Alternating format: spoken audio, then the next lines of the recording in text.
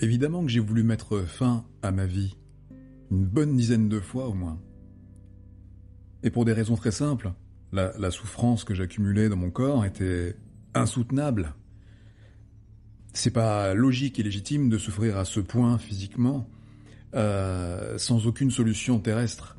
Et donc oui, j'ai été vulnérable. Oui, bien sûr, je suis passé par ces étapes où ça a été dur, ça a été infernal de devoir tenir debout avec ces douleurs que je ne pouvais pas qualifier, que personne ne pouvait qualifier, que je ne pouvais pas quantifier moi-même, puisqu'il n'y avait pas d'échelle de mesure valable pour les identifier, pour pouvoir leur donner de l'importance en fait. Et pourtant elles étaient là. Je souffrais chaque matin, chaque midi, chaque soir, dans l'indifférence totale des gens qui me côtoyaient. Et c'est en ça que ça a été complexe de poursuivre. À un moment donné, on se pose forcément la question, on se demande, à quoi bon ? Je souffre, je peux plus marcher, je peux plus lever le bras, je peux plus rien faire de convenable avec les autres. Mais alors, qu'est-ce que je fais là ? Et puis voilà, des fois le corps lâche et on a l'impression qu'on va mourir, et des fois, nous-mêmes on décide de vouloir mourir. Parce qu'en fait, c'est dur. Et c'est dur, c'est normal que ce soit dur. C'est pas normal de subir ça. Donc c'est difficile. C'est difficile d'autant plus parce que au-delà des douleurs personnelles et physiques qu'on éprouve, il y a la douleur face à l'incompréhension de l'autre, face à l'incompréhension de l'entourage. Et c'est quelque part le plus dramatique en fait, et c'est ce qui donne peut-être encore plus l'envie de quitter ce monde et de quitter ce corps en fait, parce que trop de souffrance. Je suis passé par ces étapes morbides où on s'éviscère dans tous les sens pour essayer de comprendre comment se soigner, comment guérir, comment apaiser nos maux. Parce que la médecine ne vous aide pas. Parce que la médecine, à ce moment-là, elle vous induit en erreur. La médecine m'a induit en erreur.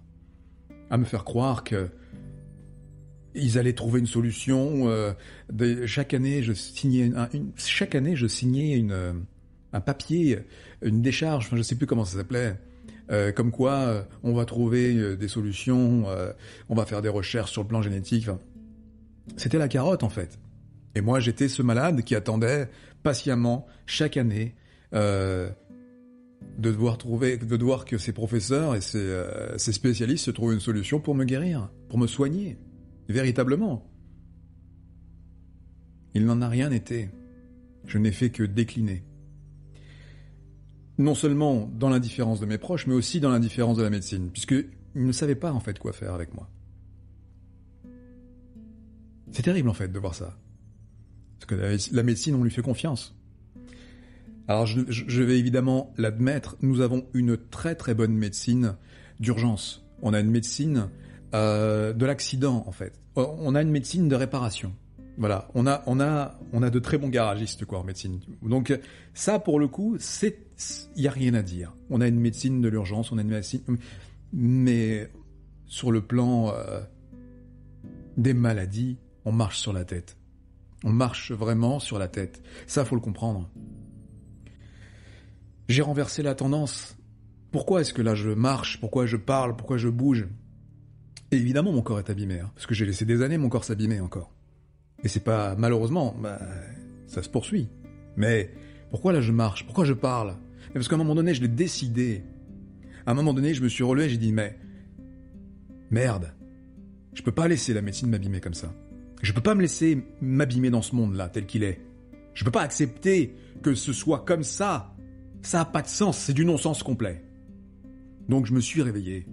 Je me suis enragé, je me suis mis debout, j'ai bougé, j'ai cherché à comprendre. Ce que la médecine ne pouvait pas faire, je l'ai fait. Après, je lui ai exposé à la médecine ce que j'avais fait. Je lui ai exposé en lui disant, voilà ce que j'ai fait. La médecine n'a pas été ouverte à ce que j'ai dit.